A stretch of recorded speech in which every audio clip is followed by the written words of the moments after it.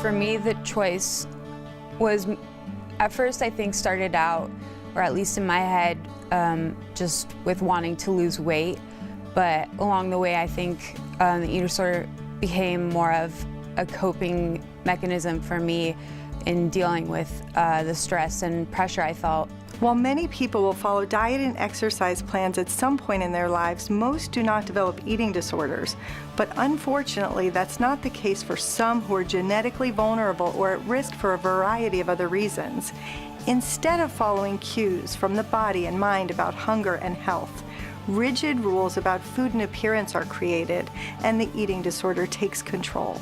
I would constantly be thinking about how I looked and how others see me and how I couldn't eat in front of other people, and just so many of the rules that came along with the eating disorder. Eating disorders, often associated with depression and anxiety, develop from a combination of biological, psychological, and sociocultural factors.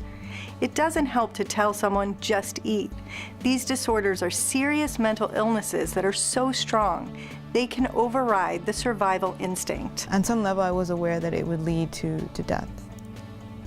It doesn't seem realistic, almost. Like, you don't really like to think about those things.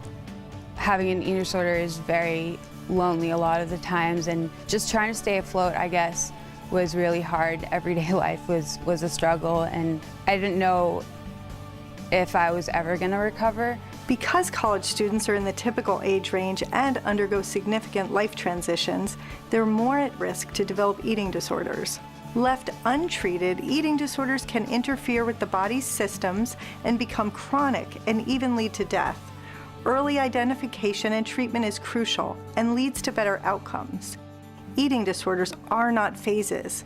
They have the highest mortality rate of any psychiatric condition. The hope and courage came from that, thinking that there had to be something more, I think.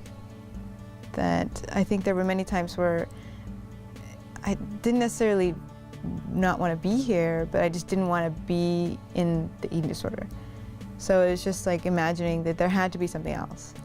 Here's the good news. With treatment, complete recovery is possible. The healthy, spirited self is not gone. It's eclipsed by the power of the eating disorder. With help, you can restore to a healthy weight, be grateful for your body, feel feelings, think more realistically, connect with people who matter, and live a life of meaning. I am just coming to terms with myself, just accepting myself and gaining more self-confidence, I think. I just want to sort of release those worries that I have about, or all those doubts, and just be happy with who I am. Right now, in probably the best place that I ever remember being in life. I just got so much of my life back. For 24/7 counseling services and support, call the Counseling Center at 951-827-5531 or visit our website.